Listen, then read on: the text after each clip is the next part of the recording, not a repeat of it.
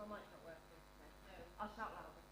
Of course, doing things digitally is fantastic, but I'm sure you'll agree it's fantastic that we are able to meet in person today, and it's great to meet so many of you for the first time, especially people I've only met on the screens before. I'm Becky, and I'm the Chief Officer of the Community Furniture Store. I'm quite new to the role. I only started in November, but Community Furniture Store has a long history of supporting the people of York by both providing low-cost furniture and household goods, and by offering work placements and opportunities to people from a wide range of backgrounds. We help turn houses into homes and give people who may have few other choices opportunities to gain work experience and skills. Over time, we've expanded our operations into Selby and Rydale, supporting the local communities there in the same way. As the world has become increasingly digitalised, the need, with everything from doctor's appointments to banking and job applications moving online, it's become clear that there's a new and urgent need within the York communities to help people both with devices and getting connected. This became key at the start of the pandemic in 2020, when overnight everything from schoolwork to socialising moved online. Given the work the Community Furniture Store was already doing with the local communities in York, it felt like the ideal home for a new project to meet this need, and IT ReUse was founded as part of the Community Furniture Store's offer. Since then, this very special project has gone from strength to strength, processing and setting up donated electronic devices and providing them free of charge to people in need from a wide range of backgrounds. The project has now expanded to support people with getting internet connections, as well as offering a range of work placements. We're here today to celebrate the incredible success of this project, and you'll hear from some of our speakers later just how wide this impact has been for the communities of York, as well as some case studies which really highlight how positively people's lives have been impacted by this project. The impact of the project is impressive, but what is really astonishing is the speed that this project has grown. This is due in no small part to the tireless work of our dedicated project manager Tom, who you'll hear from shortly, who has grown the project from a spare desk and 2 donated laptops into the impact that we are going to see today. Like many projects, we are relying on funding and donations to continue the good work that we do. You'll hear more about how you can support the project later, but I just wanted to take this opportunity to highlight the fact that any donation is incredibly valuable to us. Whether it's cash to help us with our staff and running costs, whether it's donations of devices to keep us able to provide them to people in need, or whether it's time, if you've got expertise that we could benefit from, or if you've got volunteer hours we can work with. I'll close now by reiterating my thanks to you all for joining us here today, and just giving you a little prompt to start thinking about any questions you might have for our Q&A session, which will close off the event today. I'll now hand over to Tom, the project manager, who will walk you through the key findings from the impact report. Thank you.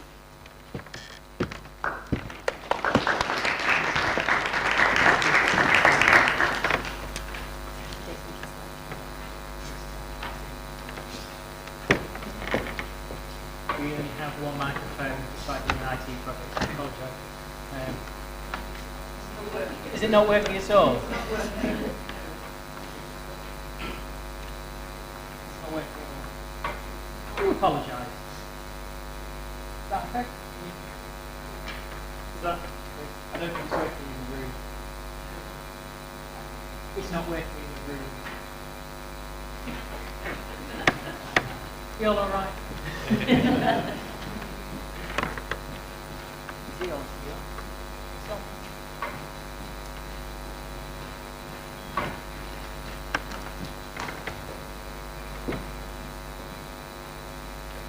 I won't start singing.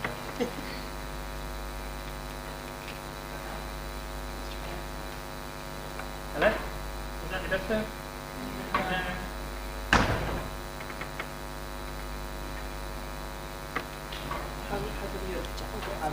Yeah. Hello? Yeah. It's because of the live feed. I think it's working for the live feed. It's working for the So live I'd leave it on. Okay, so unfortunately I'm going to have to project.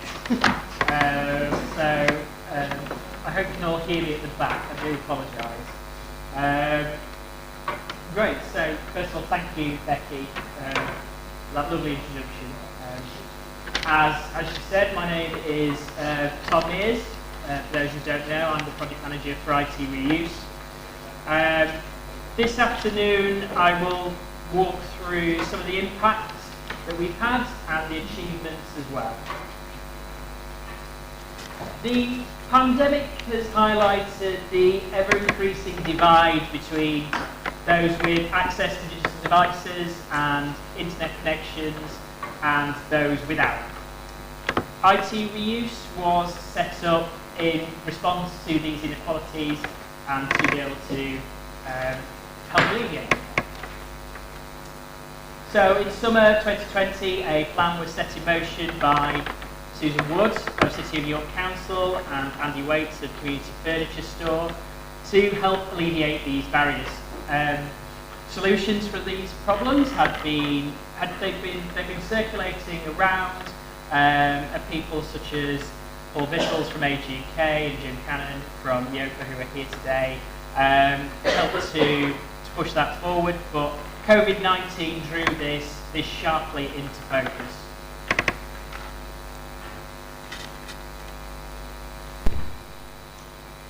So an idea was put forward to start donating laptops and tablets to people in the community, and the partnership grew with funding from Two Ridings Community Foundation to include Changing Lives in December 2020. So as with 2 laptops and 2 volunteers in the finance office of Community Furniture Store, IT ReUse was started. Fast forward to now, and it's incredible to think of what we have achieved in such a short space of time. For those of you who are unfamiliar with how the system works, a support worker working with people who are digitally excluded, either through financial or social reasons, submits an application. They build up a whole picture of the individual on the application, and no one is automatically accepted or rejected. So people donate their own equipment, old equipment to us. It's wiped of data by our wonderful volunteer team. It's repaired by them, and it's set up for users. We customise it with whatever the applicant needs, whether it's accessibility software or Office, and then they come and collect it. So, since summer 2020, over 400 laptops, smartphones and tablets have been donated to IT ReUse by businesses, charities and the general public. That's not to mention peripherals such as mice, keyboards, webcams, cables. Anybody who's been to the workshop will know that there is plenty of equipment in there at the moment, and over there we go, that's who's coming through. Yay, I don't have to shout anymore. I can do it from outside. So over 220 devices have been given away to individuals, families and charities. These machines have had a massive impact on the people of York. People who, such as those affected by homelessness, people with drug and alcohol addictions, those experiencing financial hardships, refugees, and people affected by domestic violence.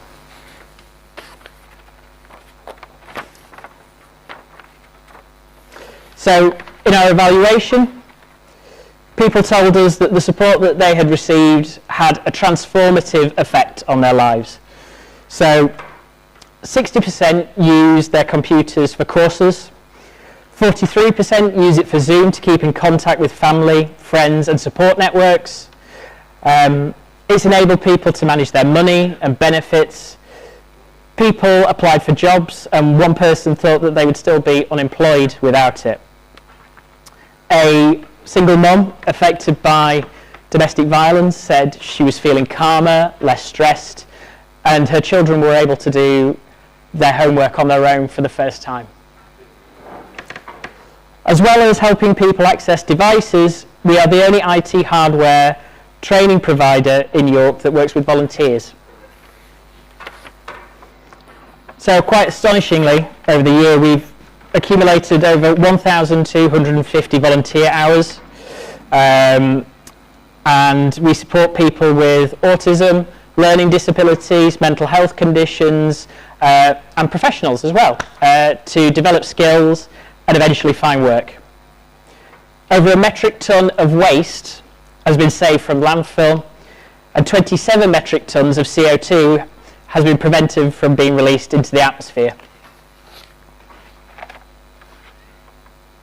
This is a massive achievement, and it's a testament not just to the work of Community Furniture Store, but also the 20 plus steering group organisations that help this project run, and the 70 registered referrers to the scheme, as well as, of course, the generous contributions from the public, funders and businesses. York is, from my discussions with people around the country, it's unique in its efforts to tackle digital exclusion. It's led by a partnership of charities, public sector organisations and private sector companies. It's even more special insofar as it's environmentally focused. It's a ReUse organisation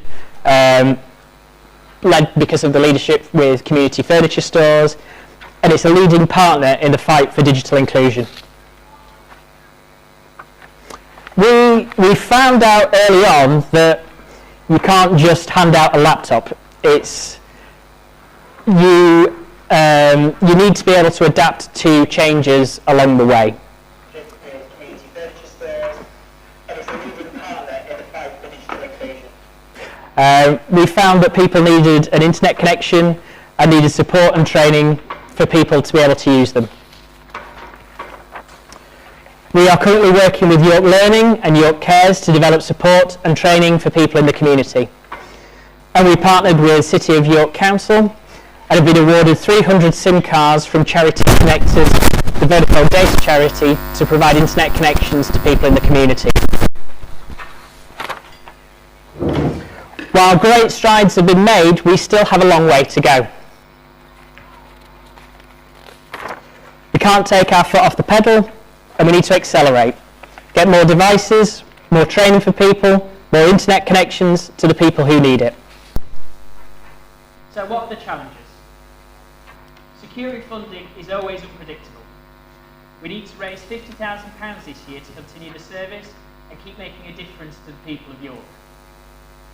Looking long term to this, we are currently developing self-sustaining income streams, but this obviously takes time. So, we are developing ways to sell devices cheaply in a similar way to we do with furniture at Community Furniture Store, works with household goods, and we want to become a trusted supplier of good second-hand devices for people in York. We're looking for corporate sponsorship. We'll offer volunteering, training and PR opportunities. We've had successful partnerships with organisations such as Anaplan, and we currently have something in the works with a major bank, watch this space, and thanks to one of our volunteers,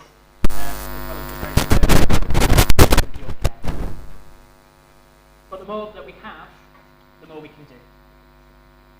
So at the heart of this is devices. Quite frankly, we need stock. We always need stock. The other day I received 30 applications, a request to kit out 2 charity groups, and also a request from Community Furniture Store customers to buy devices. Demand is most certainly there. We want businesses to choose IT reuse as their preferred disposal method for surplus IT equipment. Finally, and possibly most importantly, we need your time. Promote us, work with us, help us. If you're an expert in marketing, drop me an email. If you're a PR guru and I've somehow missed you, give me a call. If you can spare the time to put posters up in shops in York, please just let me know. I want to hear from you. Our partnerships are what make us who we are. So to close, I want to finish on the theme of partnerships. In your packs that you picked up, you will have, with the impact report, there's a little card. If you've not got it, they're just by the door. The iPledge card. If you can think of any way you can help us, either through funds, devices, time, or support, please write it on those cards and pin it at the back of the room of the blue board. Or if you are shy and you're embarrassed of the huge amount of money that you're going to give me later on, you can pass the card directly to myself or Becky, Kate or Susan. Finally, halfway last year, we were lucky enough to be awarded a Kickstart grant, and we employed Tyler, who has been a marvellous asset to the IT ReUse team, both in his positivity and his enthusiasm, as well as putting up with me as his manager. When he applied for the role, he brought with him United Response, an amazing organisation that supports people with mental health and learning disabilities to gain life skills, but also find work and training. United Response's Matteo and Daniel, who are live streaming today, produced the video we're about to watch. I'll leave you with this, and I thank you for coming.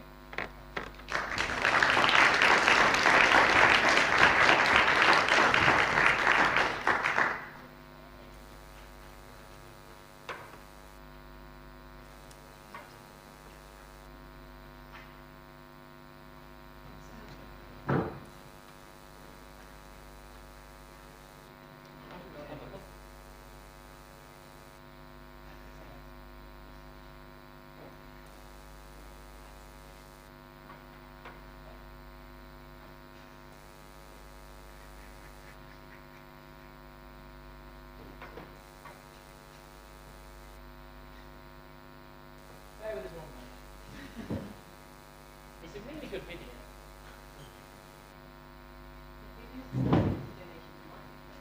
Yeah, has anyone got any microphones they want to donate?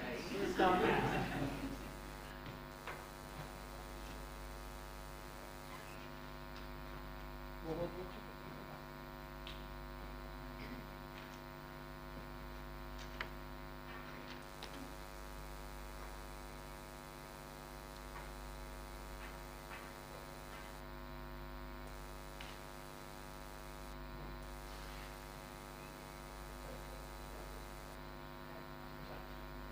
We will move, hopefully we'll be able to come back to the video later. Live streaming is still a bit of a new technology to us. So we will move on and we will have our panel. I'll just pass this over to Becky.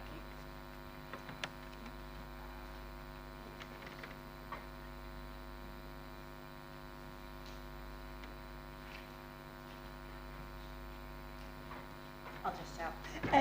So thank you, Tom. We will get that. The video is fantastic, so I really hope you get the sound working on it, so you can all see it later. We're going to move on to the next agenda item, which is welcoming up Kate, Kevin and Laura, who are all going to just give a very brief talk about their experiences of working with the IT ReUse project. So if we welcome them all up to the stage. Thank you.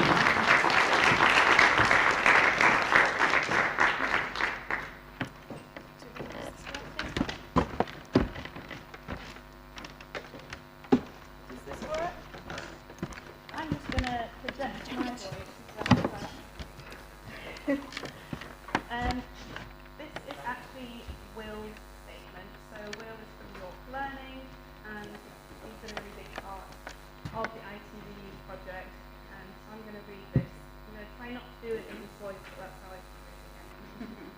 So it says, firstly, my apologies for not being able to be with you this afternoon. I am still in COVID jail with positive tests. Had I been here, I would have been able to talk at length about the impact of the IT ReUse scheme across Europe. I would have chosen to focus on one point of delivery where the IT ReUse scheme is making a huge difference to the section of York's people. York Learning were approached by Abigail at York Travellers Trust to offer a short course with a digital focus. It became apparent very quickly that if we could work with the IT ReUse scheme to provide laptops for the travellers who attended, this would be a way of helping people who were digitally disenfranchised. They had little or no digital knowledge and were therefore trapped in a scenario where they couldn't afford to purchase their own equipment, and without their own equipment were reluctant to engage in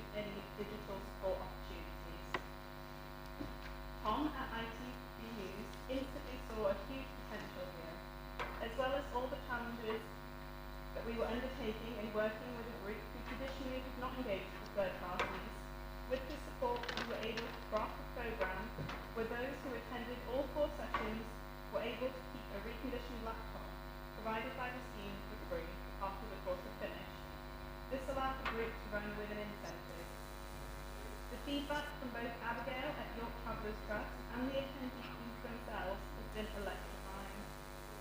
The members of this group had previously not engaged in anything and had been difficult to reach.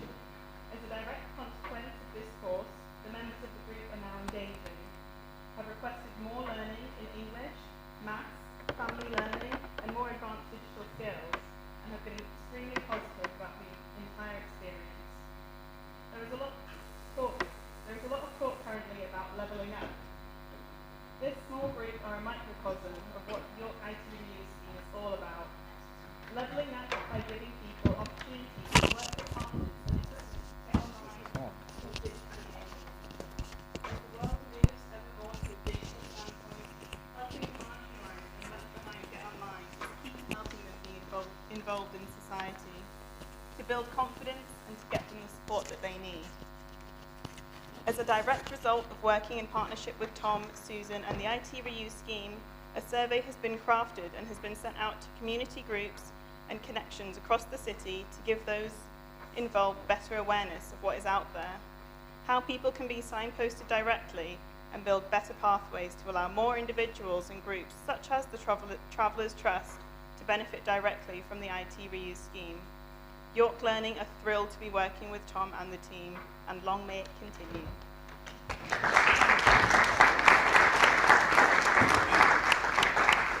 I get a microphone? Do I? Yes, please.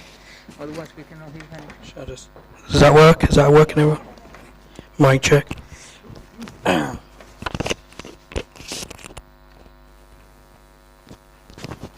Just get mic'd up. Try and be professional. Is everyone all right with that? Can everyone hear that? Yeah, brilliant. So I thought, my name's Kevin. I've thought I'd come along just to kind of share a bit more about a bit of experience from my professional experience, but also from my personal experience with IT ReUse as well. So I currently work as a social worker working in children and families.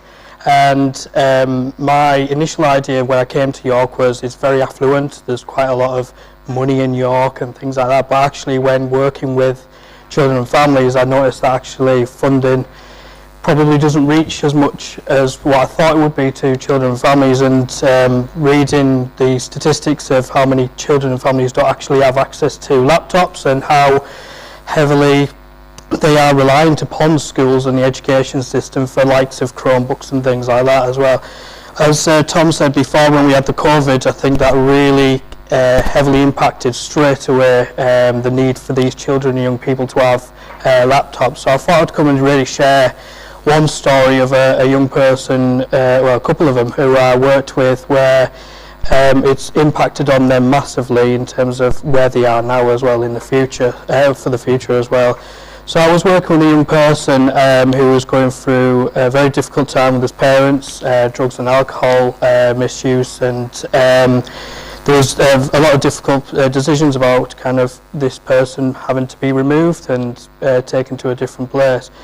This person was very much into his gaming, loves his laptops, and loves kind of having that contact with his friends.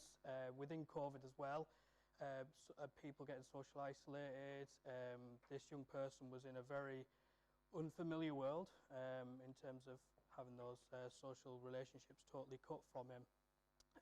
I applied with Tom for a laptop, and I came down and kind of received a laptop. Didn't realise it would be a really good laptop as well, and it's obviously been refurbished, and took it to this young person. And actually having that laptop really meant a massive thing for this young person, because this young person's been taken out of his family home. He's having to live with someone else.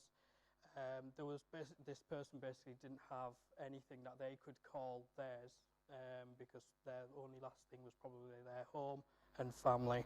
So giving that young person an actual item that actually they could call theirs had a massive impact on that person. He could use that for keeping in contact with his school, because he moved out of area, and trying to keep him in school for the rest of that year was a massive factor for that person to succeed and to go into his current school now.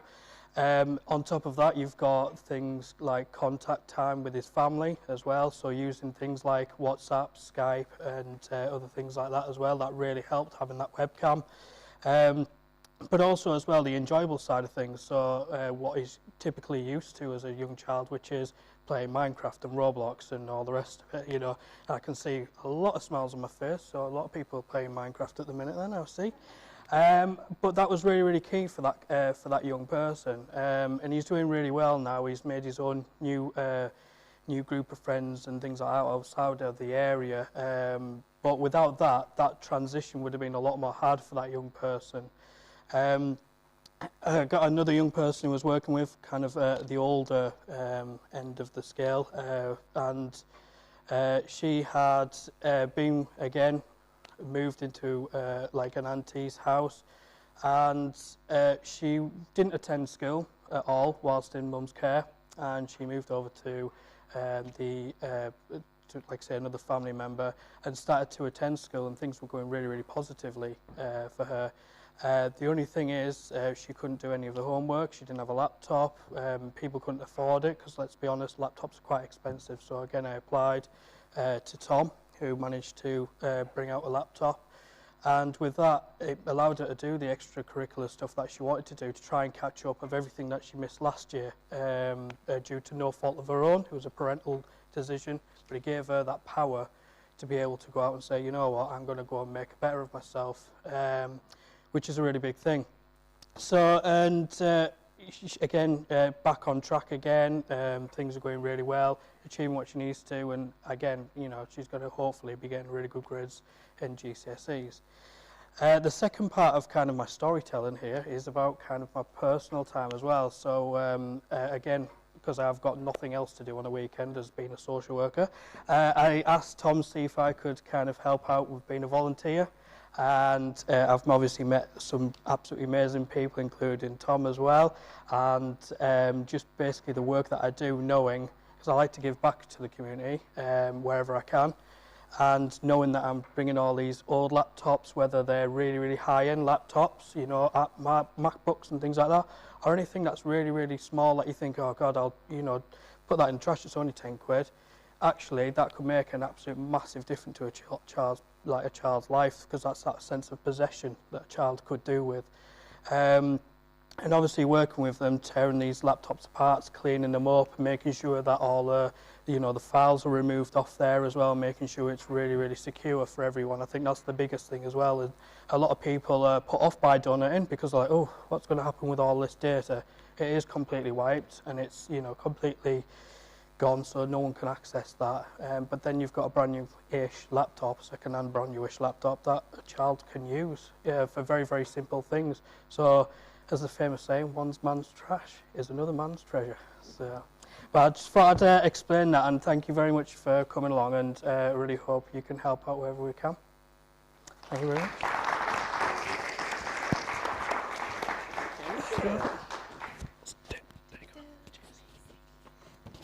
Have you got a pocket, or should I clip it on yourself? You're going to hold it, is that right? Thank you.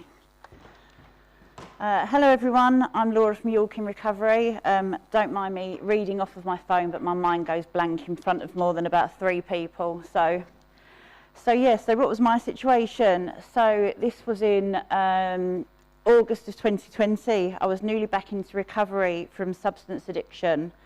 Money was tight, obviously, and I'd long ago sold my old laptop for drugs. It was in lockdown times, and pretty much the world had transitioned to the likes of Zoom and Teams, and I was playing catch up. I was making do with my phone, which I'd luckily held on to, but really needed a laptop. Yes, I was newly back into the recovery community, but there wasn't a recovery community anymore in real life. Everything had moved to Zoom, and so I had to use my phone for my NA, Narcotics Anonymous meetings, which meant me holding the phone up so that I could have the camera on. This makes for a stronger connection to the meetings and to my fellow members. And our meetings are at least an hour long, usually an hour and a half, which meant an aching wrist by the end of it.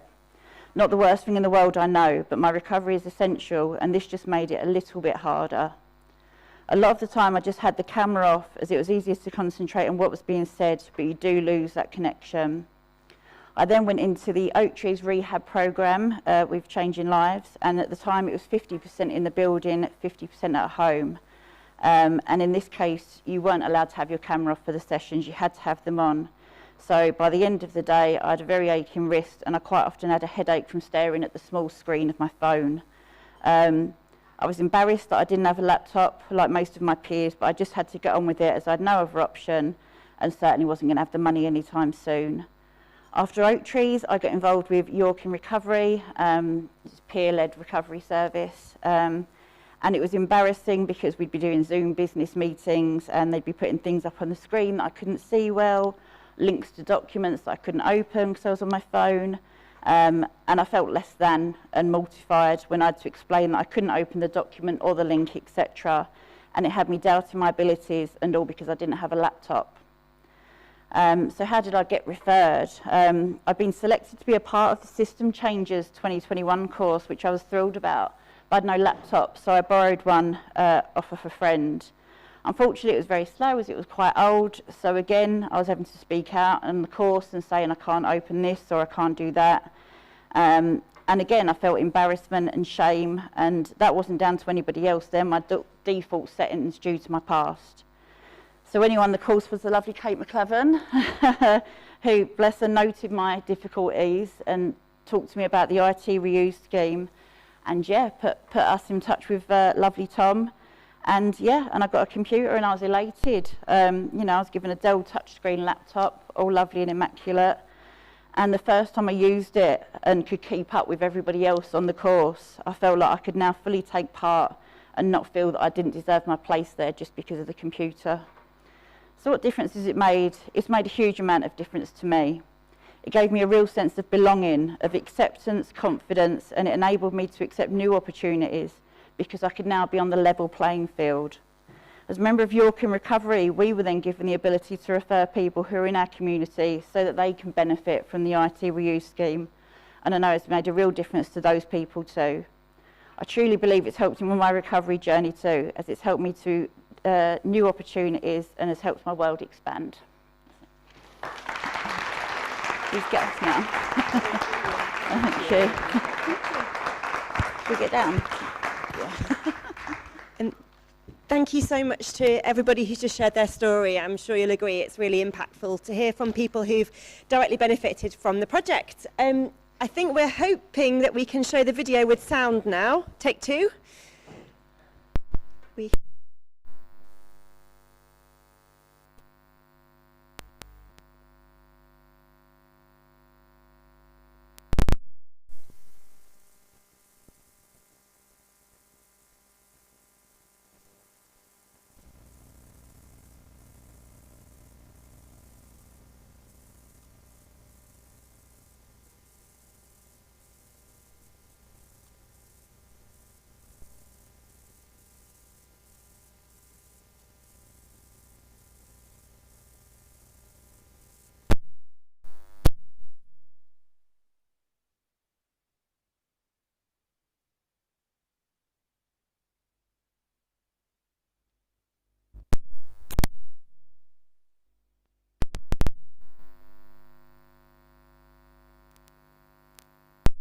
Digital strategy. Thank you. I will mic you, yeah, if that's okay. You might need to hold that or clip it on your belt, maybe. And then if I clip that just on the top. Okay. Oh. Do you want to pop it there? That's all right there, don't worry. Does that work okay? Can everybody hear okay? Brilliant. Now I've just got to get up without falling over. First of all, apologies to Barbara. Barbara Swin is the name on your programme, I think, who you were expecting today, but she wasn't able to make it. So I do send her apologies. Like all the best acceptance speeches, I've got something that Barbara's prepared. So I'll be kind of working through that today. And actually, for those of you who have not been here before, welcome to the Centre at Burnholme, which is kind of one of our most recent libraries. So I'm Sarah Garbach, I'm the Chief Operating Officer for Explore York Libraries and Archives. So I just wanted to chat to you about the 100% digital strategy for York. So as we've been hearing so far, York has been looking at how, has long been looking at how we can improve digital inclusion for several years now.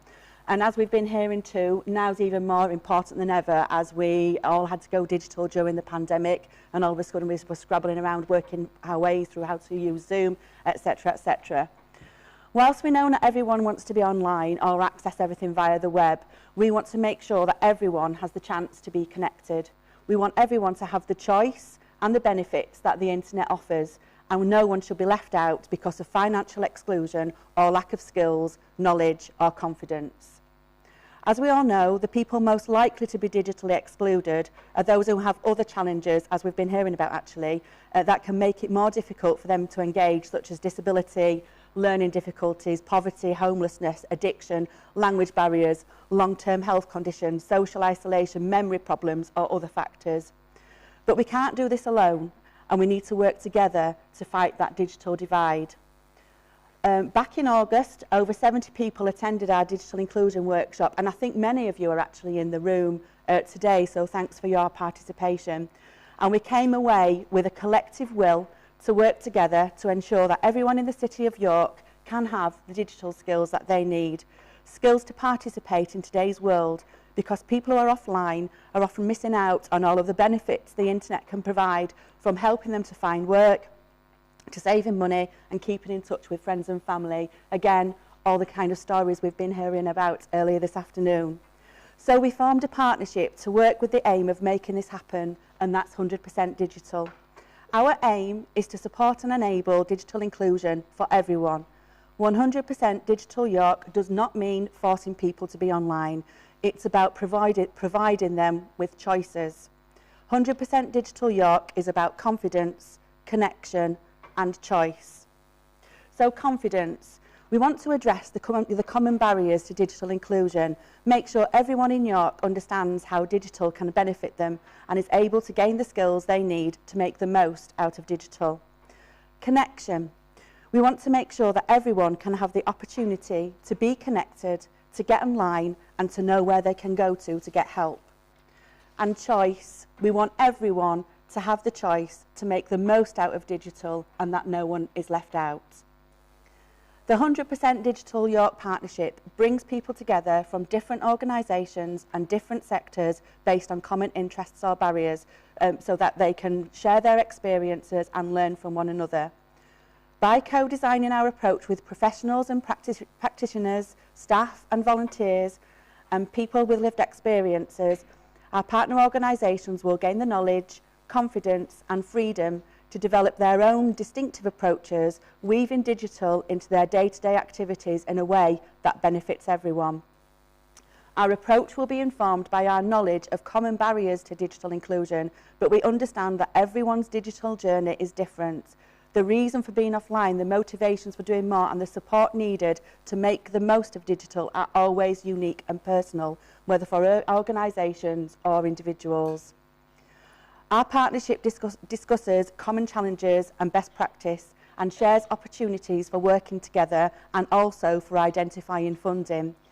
We want to make sure that organisations are supported on their digital inclusion journeys and to save time and effort by working collectively and collaboratively.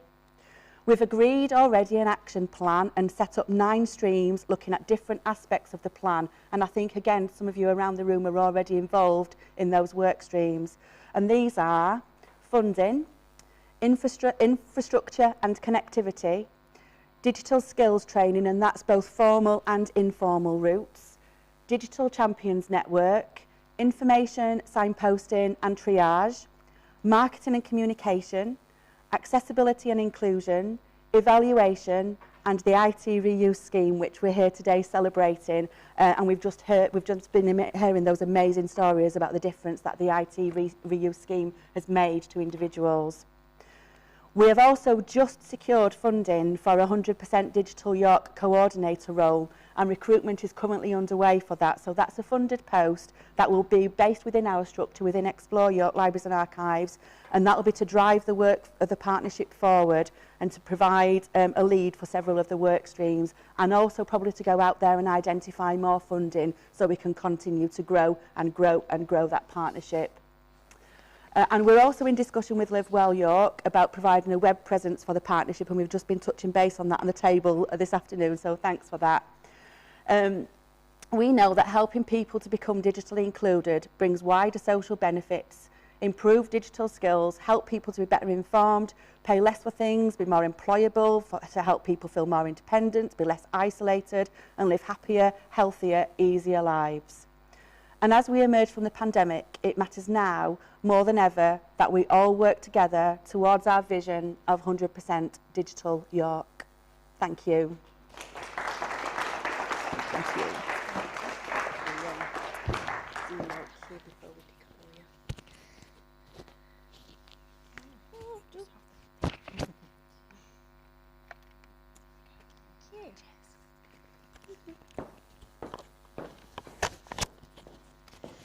Thank you to Sarah for outlining the Explore strategy and the digital strategy for York.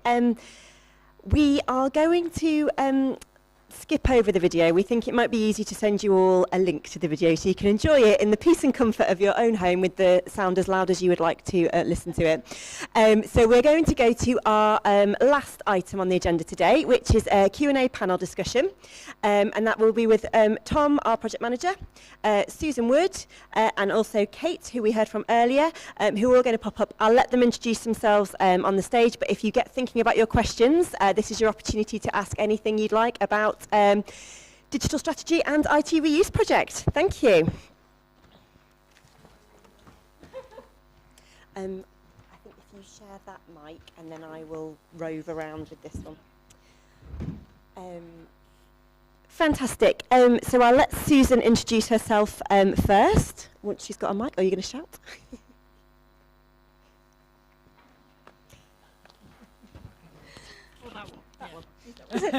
Isn't technology great? That's what we're all here to celebrate. Hi, I'm Susan Wood, and I'm the Welfare Benefits Strategic Partnership Manager at the Council. Oh, you've done it. Hi, I'm Kate McClavin, and I am a Digital Inclusion Coordinator at Changing Lives. And you know who I am. There we go. There we go. Yeah, you know who I am. Tom Mears, IT Reuse Project Manager. Can people hear us at the back if we speak loud? I'll tell you what, you Not keep really. the mic and I'll go and shout the question. Okay. So I'll give you an opening question and then I'll open it up to the floor. So it'd be really great to understand from each of your point of views, different perspectives, what is the greatest achievement of IT reuse projects to date from your perspective? So what is the greatest achievement of the IT reuse project from our perspective? Well, from my perspective, obviously, how quickly we've managed to mobilise the support across the city. But what I'm most proud of myself is the volunteers. We've had such a dedicated commitment from the guys. They come in regularly, and the transformation that we've seen in many of them has been phenomenal. And I'm so proud of them as a team. And we couldn't do it without them. So yeah, the volunteers for me is something that I'm the most proud of.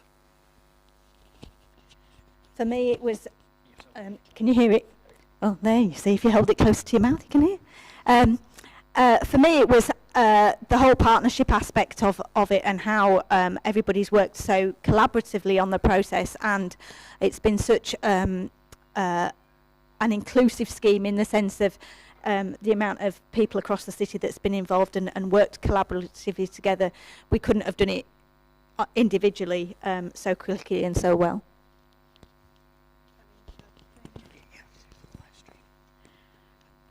I think that there's many notable aspects to it. I think the fact that, as mentioned earlier, the scheme started with Tom, a volunteer at the time, and 2 laptops, and now we're at over 400 devices donated, many volunteers and hundreds of hours of volunteer time. It's absolutely incredible. I think it's really notable that quite early on we managed to put the application scheme online and streamline that. which has made that really effective for working with our support workers across the city. That means whereas before we were taking sort of Word documents that were coming through emails and sifting through those to put into Excel spreadsheets, we're now able to use workflows and really smoothly and quickly do a turnaround of about, on a good week, about 5 days from application to hearing back about getting a laptop to somebody in need. But yeah, I think it's all brilliant, but it's always the stories of the people that are getting the laptops, and that's the best part for me. Laura's story is brilliant, and if you go through the impact report, which I had the pleasure of editing, there are brilliant stories in there of people from all sorts of backgrounds, different ages, and it's the beneficiaries of the laptops that make the scheme so great. I'll open it up to the floor now. Has anybody got any burning questions they'd like to ask the panel? Fantastic. Should we go the front here? I'll bring the microphone over and then I'll run it back. I'm going to get my excellent steps in today doing this. Hi there, my name's Jenny. I'm a trustee at Age UK York. I was just interested when you talked about recipients of different ages and whether you had many people that were older, in the older or 55, 60 plus category.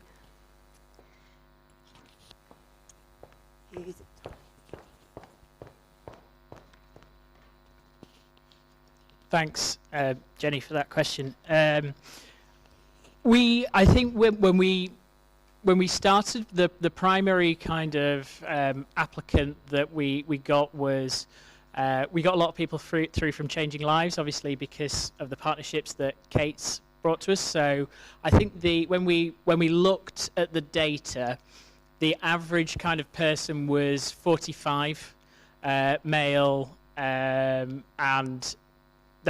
those are the primary people. But I think as the partnership has grown and we've engaged with more organisations such as Age UK, with Yopa, with OK, we've seen the number of older people applying to the system has increased. And I think what's been particularly interesting is what's been particularly interesting is that a lot of older people have needed additional support in terms of training, and they wanted to test out the laptops. They wanted to see whether it's something that they wanted to use and wanted to have. And the thing that I'm most proud of with working with older people is we've managed to break down that barrier of fear with laptops, that they've been able to kind of take them and not be afraid of them and to just play with them and get online. So yeah, we've seen an increase, but I would be overjoyed if we saw even more numbers. Yeah. I just wanted to add on, I had some communication from Yopa when we moved the application process online, and I want to put it out there that we understand that puts barriers in place for some people, and we made sure to include a few aspects to the service, noting that people can call, there's my number available, and when people have done that, so I've had recently quite a few people who are in an age bracket of about 60 plus, and also people with learning difficulties who have opted to ring me up, and I've given them the opportunity to come and meet me in person so that I can fill out the form on their behalf. So we do have other things in place for people where sort of applying online isn't the best option for them.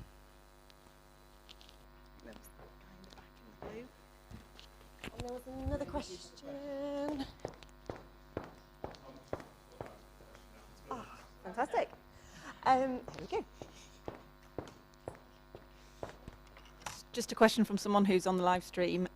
What criteria do you use to decide who receives the refurbished equipment?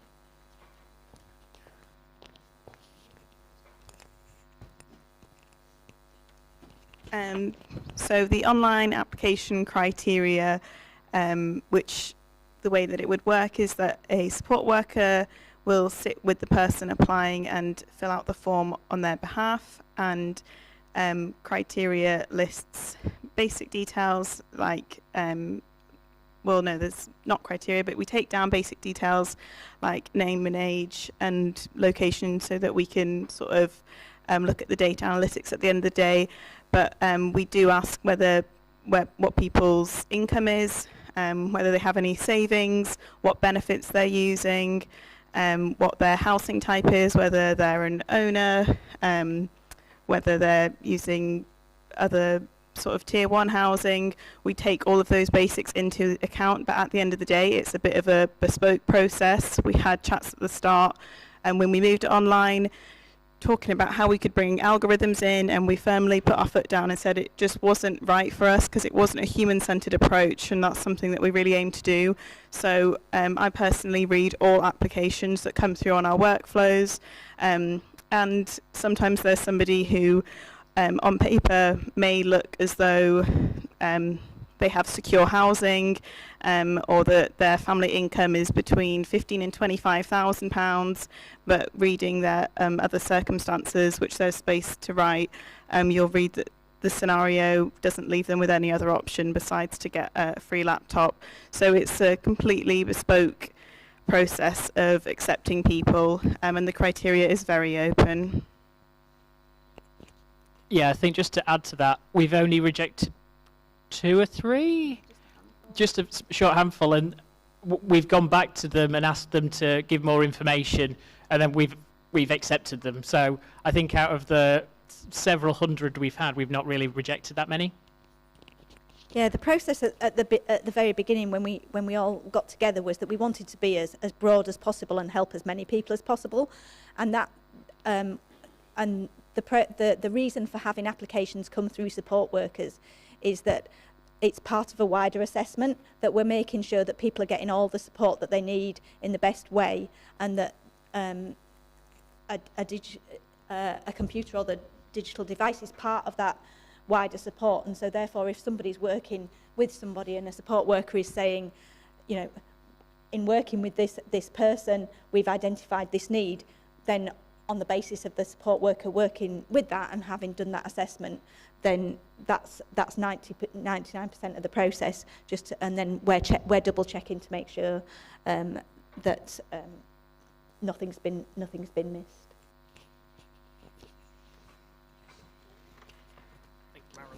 Yeah.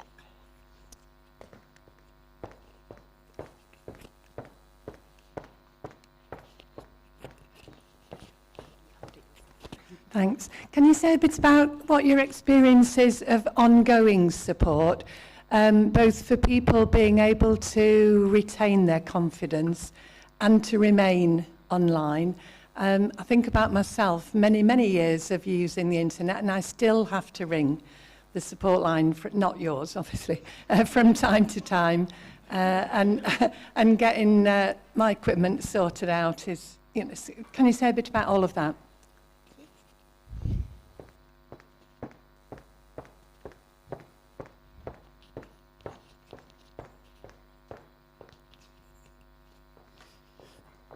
Thanks, Marilyn.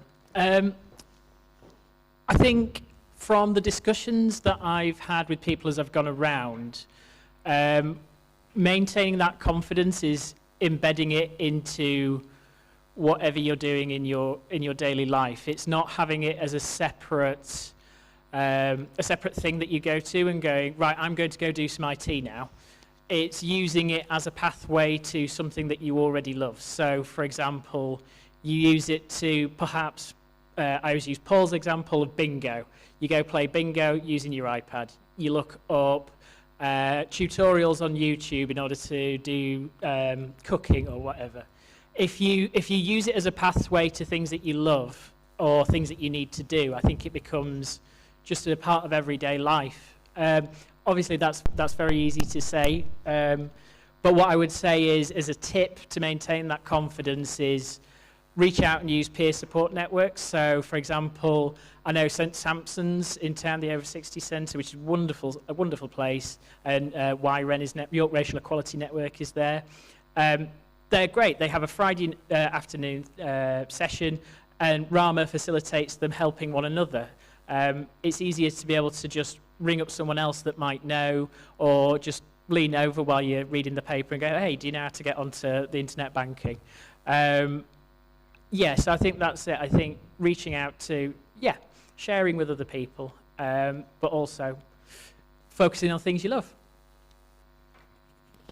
There was a couple of other things that we talked about, wasn't there, which was about making sure that the laptops are set up in the best way for somebody to be able to use them. So we've talked about, as part of the assessment that Tom does with people who are getting the equipment, is what do you want to do with it, and making sure people have the best routes and have things already set up to make it easier for them to use. So that builds up people's confidence.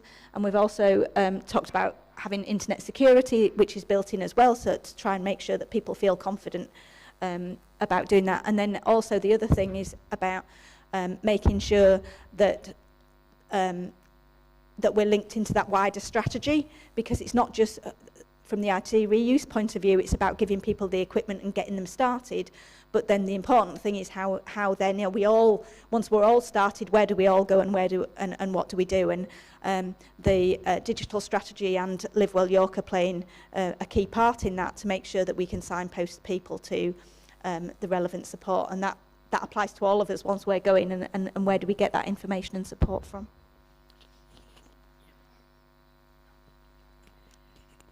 I just wanted to reiterate, because I don't know where I was trying my best to project my voice, if everybody heard Will's statement from today, but we've actually been working on one of the 100% digital working groups with Will and a few others on sort of mapping out digital support partners in the city. And I think that because we're such front runners at IT Reuse in digital inclusion, people sort of expect us to do it all. And Tom and his volunteers and Kickstarters are absolutely brilliant for providing that that technology and the hardware aspect of things. And it would be easy to sort of stop there and say we're not doing anything else.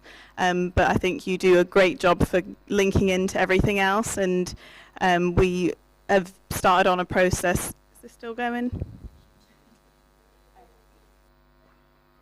Okay, yeah, I don't know. Anyway, we have started a process where we are mapping against, we're mapping a criteria for loads of our partners to fill out what they are providing. So we're sending out a massive survey, not too big, a 5-minute survey to all of our partners to ask them about all the work that they're doing and whether they provide digital support. Because from conversations I've had recently, we've found that there's people that are working with the elderly who they've told me, oh, I end up spending lots of my key working sessions helping people set up a SIM card or use their iPad. And I was like, oh, well, do you advertise doing a digital support service? And people were like, well, no, but it's something that we're happy to offer. So we're making sure that we've got all of this somewhere. And the end goal, watch this space, the end goal is that on a platform either hosted by IT Reuse or Live Well York, either a support worker or somebody who is digitally excluded will be able to put in their postcode and see where the nearest digital support is to them. So that's something that we're working hard on. Just one little final bit I want to add to that. I think that it's really important that the confidence also gives people the independence and the privacy to be able to handle things themselves, because we want them to be able to choose how they learn, how they access systems. And I think that, we don't want people to feel like they have to depend on other people as well. We want people to be able to handle it themselves and have the confidence to handle it themselves. And this sort of cohesive approach that we're trying to develop will help secure that, hopefully.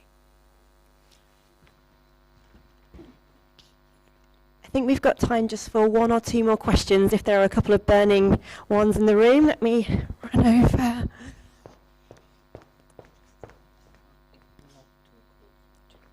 Not too close.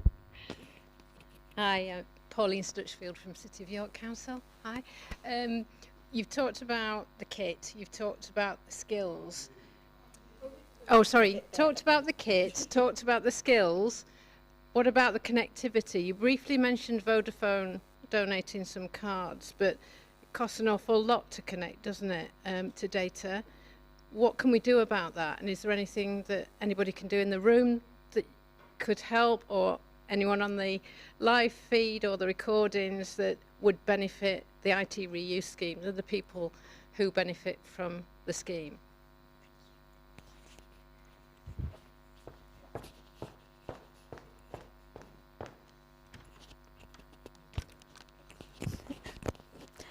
Hi, yeah. It's something that we've talked about a lot in a lot of the conversations. As Thomas said, it's just a machine without the connection, and we've started to do some of that. We've got a little bit of funding to make those connections, and we're looking. There's been lots of things since the pandemic started. There are more opportunities for, so O2 and Vodafone have started to do more support with IT connections, and so I know Tom's been linked in with trying to get lots of applications with that. So Vodafone's the first one of those, and there are others in, but we're not sure how long that's going to last, whether that's going to continue into the future or not. So it's something we really need to look at as a citywide, and there are lots of places across the city. The libraries are one of them where there is already free Wi-Fi. There is a map on the council website that tells people where they can get free Wi-Fi. If you get on the bus, you can get free Wi-Fi. So if you can afford a bus ticket, then you could sit on the bus and get some Wi-Fi. Then, if you want to watch some telly or something, whatever. You won't want to do your personal banking on the bus, I wouldn't have thought, but you never know. So there are lots of opportunities across the city that where already that people can access free Wi-Fi across the community centres, and it's something that we need to look at a long-term solution. And I know the council's been looking with other partners as well through the city Wi-Fi to see how we can extend that out into other parts of the community. But it's certainly, we don't have the answer yet, I don't think, about that, and we're not sure how the future will pan out. The responses from the pandemic changes than pre-pandemic, but we'll have to see. I think that whatever solution we come up with, the best for me would be to draw on our strengths. So where there is ultra fibre in the cities, we make that as free or as accessible to people in need as possible. And then we fill in the gaps with cellular data. So working with telecommunications providers to plug those gaps. So I know there are spots in the middle of town which are difficult to get through fibre, but they pick up brilliantly on 4G. There's also a very interesting model that I want to, in the future, explore with, and I'm speaking to Richard Sorton from Joseph Rowntree about the Hartley Power project. So very low cost access to fibre for people claiming benefits in the city. I think that's a really interesting project. I know Richard's wanted to link us up with those guys. But yeah, I think drawing on the strengths of where we've got infrastructure, but then branching out to some of the work that providers like Vodafone, O2 are doing to be able to kind of provide that Wi-Fi. But it is it's essential that we get that offer in place for businesses as well as residents. Yeah. I'll just add really quickly. Thanks, Pauline. I think that there's 2 points to be made. One is that from the start, I know that Susan has been signposting people who are on benefits to subsidised Wi-Fi networks. So everybody who gets a device from IT ReUse has a nice little leaflet that we print out that has just a very basic, this is how you turn on your computer or your tablet, and this is how you connect to the Wi-Fi. And on the other side, there is a list of subsidised Wi-Fi options that can be as cheap as £10 a month for installed Wi-Fi, depending on your benefit situation. So that's something really small that we do. And I thought I'd just share a bit of information, what we've been talking about in terms of this data rollout. The Good Things Foundation online has the Online Centres Network. And if you, like I said earlier, are an organisation that provides digital support in any sense, you can sign up to be an online centre. The process is quite straightforward. Somebody will ring you up and do a small induction, and what this means is that you and your organisation will have access to a data bank, and that means that you can apply to have perhaps 20, 50 SIM cards sent to you a month, and each of these SIM cards has 6 months of 20 gigabytes a month and free texts and calls. So either somebody can put that into a smartphone, or they can use MiFi boxes, which is what we give our clients at Changing Lives, and that means that we can sort of set them off with 6 months of data. So that's an option for everyone else out there as well, but we're working with them if you want to just link in with us.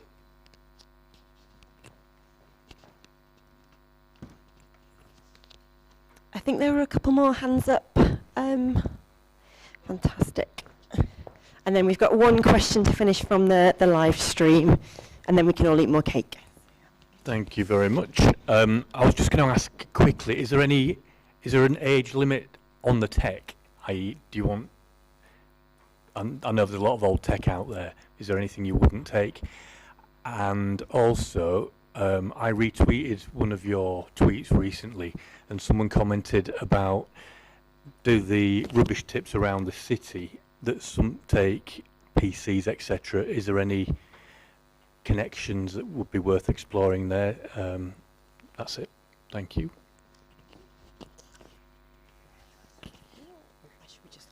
I'll stick with this if it's working.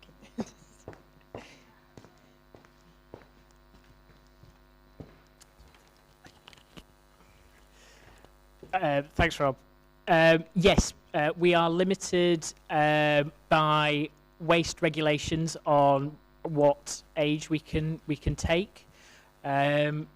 It's 10 years, and that's due to the plastics that are in the laptops. It becomes incredibly difficult if they are broken. If it's categorised as waste, it then becomes a hazardous material that we have to dispose of in a certain manner.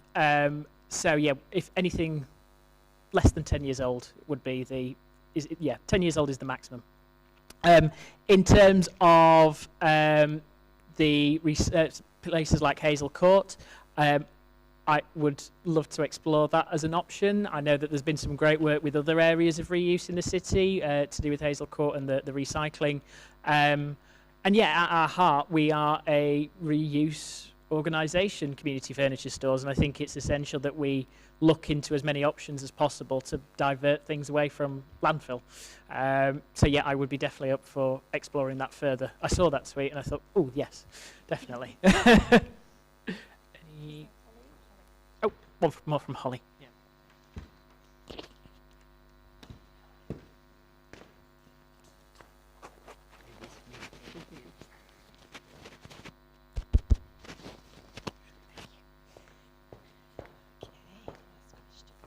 Question from the live stream. So the City of York Connect covers York Central. Is there any chance of York Council expanding the service to the whole of York? I don't know whether any of you are best placed to answer that.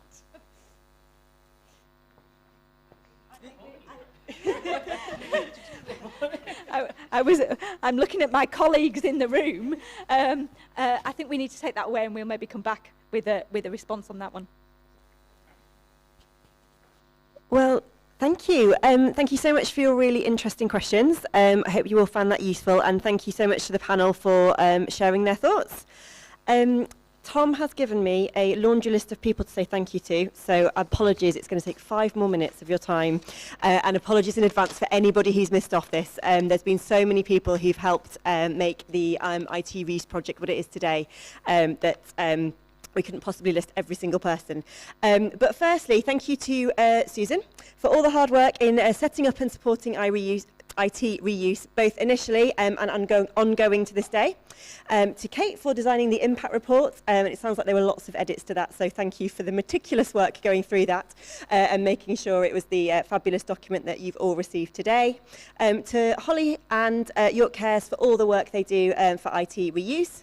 To Matteo and Daniel, who have been our very much needed IT and audio support team today. So thank you to them, and apologies it wasn't quite as smooth as we'd all hoped.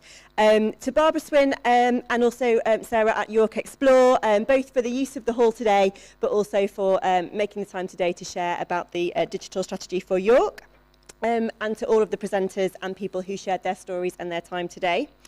To Will Harris for his work with the IT ReUse and being a huge supporter of the project. To Paul Vittles for his continuing work to champion and push forward the digital inclusions agenda.